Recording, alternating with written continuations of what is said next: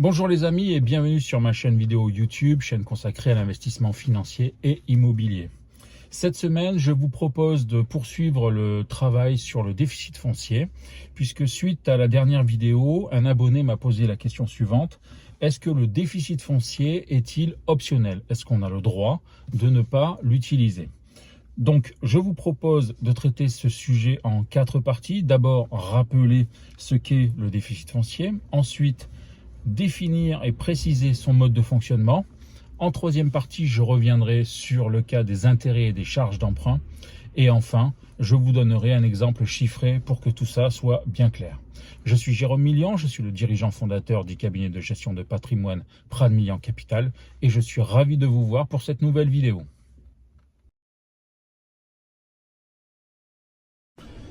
Alors, pour débuter cette vidéo, en première partie, on va commencer par s'intéresser au déficit foncier et à le définir. Donc, le déficit foncier, d'abord, ne s'applique que dans le cadre de la location nue. Et le régime fiscal, le droit commun de la location nue, c'est le régime au réel, c'est-à-dire qu'on tient une comptabilité entre les recettes et les charges. C'est basique, mais c'est comme ceci que fonctionne l'option réelle dans le cadre de la location nue. On obtient un compte de résultat dans lequel d'un côté on a des recettes, c'est-à-dire l'ensemble des loyers annuels qui proviennent de la location, et on a un certain nombre de charges parmi lesquelles vous avez les intérêts d'emprunt, l'assurance décès, PTIA relative à l'emprunt, vous avez la taxe foncière et votre quote-part de taxes sur les ordures ménagères, vous avez les différentes assurances, la PNO, propriétaire non occupant, et éventuellement loyer impayé, ce genre de choses. Vous avez les frais d'agence immobilière, les syndics, les frais de réparation et d'entretien, et enfin les travaux de rénovation. Donc, le système est très simple. Nous obtenons 2 hypothèses. Dans le premier cas, recettes moins charges, on obtient un résultat positif. Ce résultat est un revenu foncier imposable. Il rentre dans le revenu catégoriel revenu imposable, à l'impôt sur le revenu et aux prélèvements sociaux. Mais dans le cadre où les recettes moins les charges génèrent un résultat négatif, on obtient la création d'un déficit foncier. C'est extrêmement simple. Résultat positif, imposition. Résultat négatif, déficit foncier. Je vous propose de voir dans la deuxième partie comment on va traiter ce déficit foncier. Alors, comment fonctionne le déficit foncier? En fait, il fonctionne en 3 étapes. La première étape consiste à impacter le revenu foncier brut. C'est-à-dire que aux recettes, au loyer, on va passer l'intégralité des charges. Première étape, jusqu'à annuler l'intégralité des revenus. Deuxième étape, s'il reste du surplus, on va créer un déficit foncier jusqu'à 10 700 € et qui va venir s'imputer sur le revenu global du foyer fiscal. D'accord? Donc ça veut dire que pour un foyer fiscal, et je donnais l'exemple la dernière fois d'un couple qui gagne 70 000 €, si le déficit foncier permet d'aller jusqu'à 10 700 €, alors le revenu fiscal imposable du couple sera de 70 000 moins 10 700, soit 59 300 si je calcule bien. Et troisième étape, s'il y a encore un surplus, ce seront sur les futurs revenus locatifs jusqu'aux 10 ans à venir que vont s'imputer le surplus. Donc première étape, on neutralise, on annule les revenus fonciers année N. S'il y a un surplus, création d'un déficit foncier imputable sur le revenu global jusqu'à un maximum de 10 700. S'il y a un surplus, impact sur les futurs revenus pour 10 ans maximum. Donc, ce qui veut dire que ça laisse une belle marge.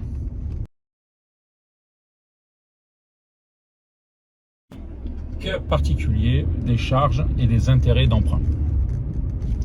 Les choses seraient extrêmement simples, mais l'administration fiscale, fidèle à elle-même, trouve toujours le moyen de tourner les choses avec des exceptions dans tous les sens.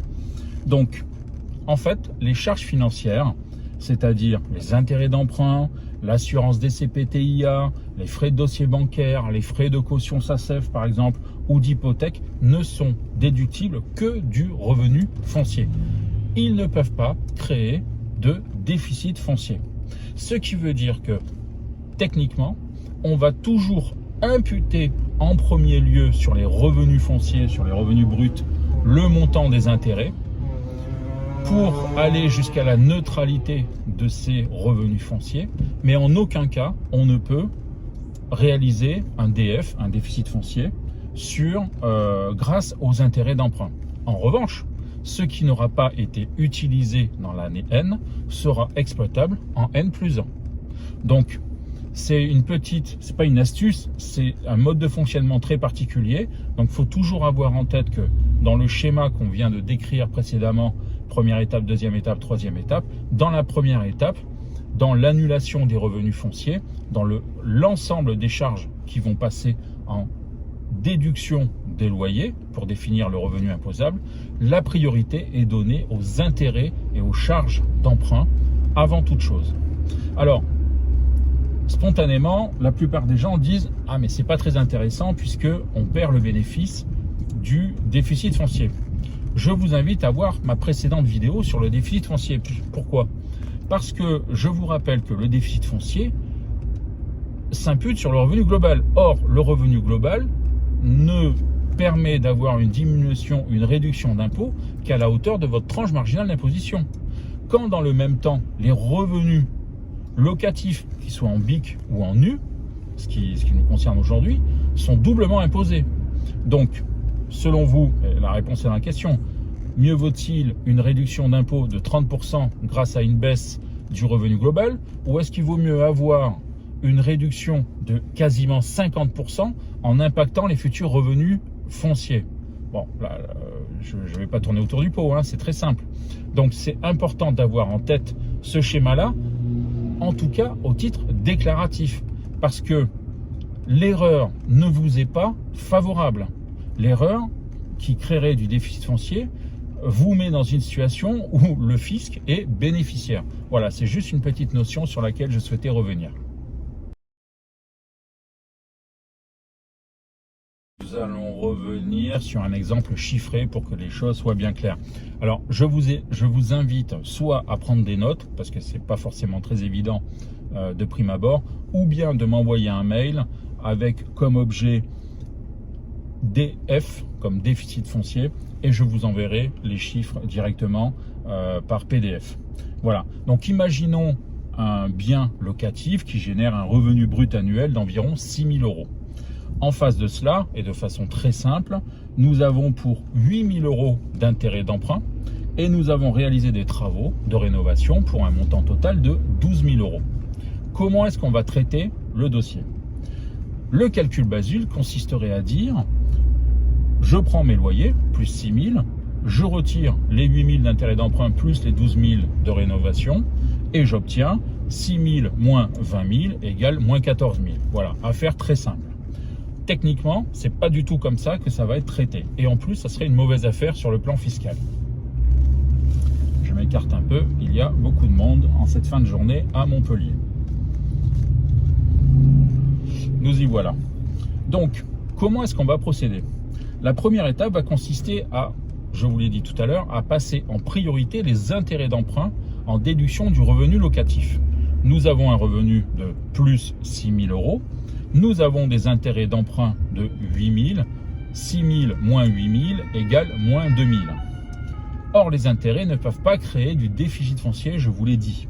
Donc, techniquement, on va faire première opération, plus 6 000 moins 6 000, c'est-à-dire qu'on va passer l'intégralité des intérêts qui permettent de neutraliser les revenus locatifs et nous allons avoir un surplus de 2 000 euros qui viendra en déduction des futurs revenus fonciers, N+1, N+2 et ainsi de suite, si besoin. Deuxième étape, nous avons un revenu qui est neutralisé et nous avons 12 000 euros de travaux. Or, 12 000 est bien supérieur à 10 700 euros qui est le déficit foncier maximum que l'on peut imputer sur le revenu global. Donc, on va bien utiliser 10 700 euros des 12 000 euros de travaux pour se mettre au maximum du déficit foncier Et le foyer fiscal aura donc une réduction de son revenu imposable de 10 700 €. Simplement, les travaux sont bien de 12 000 et non pas de 10 700, donc il y a un reliquat, il y a encore un surplus de 1 300 €. Ces 1 300 € vont être réutilisables au cours des 10 prochaines années, jusqu'aux 10 prochaines années s'il y avait besoin. Conclusion, on obtient quoi? On obtient un revenu foncier qui est neutralisé, 0 €. On a un déficit foncier qui est bien de 10 700 €, le maximum. Et en troisième étape, on a un solde à reporter sur les futurs revenus fonciers de 2 000 € du côté des intérêts et de l'autre côté de 1 300 € en reliquat de travaux, ce qui nous fait un total de 3 300 €.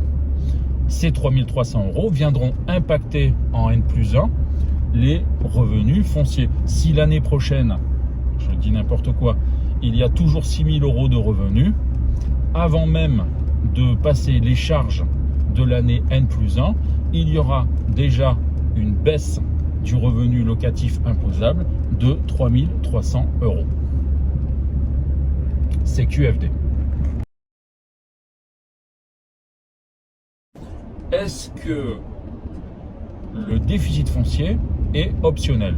La réponse est non. La réalité de votre situation comptable en matière d'investissement, entre les loyers, les charges et d'éventuels travaux, va générer une mécanique que j'ai détaillée et qui va, ou pas, réaliser un déficit foncier. Mais c'est le calcul et le respect de ce calcul, dans l'ordre que j'ai indiqué, qui va faire en sorte que vous avez un déficit foncier ou vous n'en avez pas. Ayez toujours en tête, alors ça je le vois, mais alors c'est un festival, le nombre de propriétaires bailleurs qui disent « je cherche absolument à faire du déficit ». Non, ne cherchez pas à faire du déficit. Le déficit est imputable exclusivement à l'impôt sur le revenu. Donc, si vous voulez, vous perdez le bénéfice d'imputer grâce aux travaux les futurs loyers qui, eux, sont doublement taxés. Donc, ayez toujours en tête que le déficit foncier est toujours moins performant sur le plan fiscal que l'imputation sur des loyers. Je vous invite à contacter votre CGP, votre expert comptable, pour faire une analyse précise. C'est pas très compliqué. En revanche, ça demande du savoir-faire et de la méthodologie, que j'ai essayé de vous expliquer, de sorte à pouvoir anticiper et peut-être, au lieu de faire une grosse opération d'un seul coup, mener les opérations année après année en fonction de votre situation de propriétaire bailleur. Voilà. J'espère que vous avez apprécié cette vidéo. Si vous avez aimé, un pouce bleu, il paraît que c'est formidable pour le référencement sur YouTube. Et surtout, abonnez-vous. Ça vous permettra d'être informé à chaque fois qu'il y a une nouvelle vidéo. Je vous souhaite une excellente soirée et je vous dis à la semaine prochaine. Peace.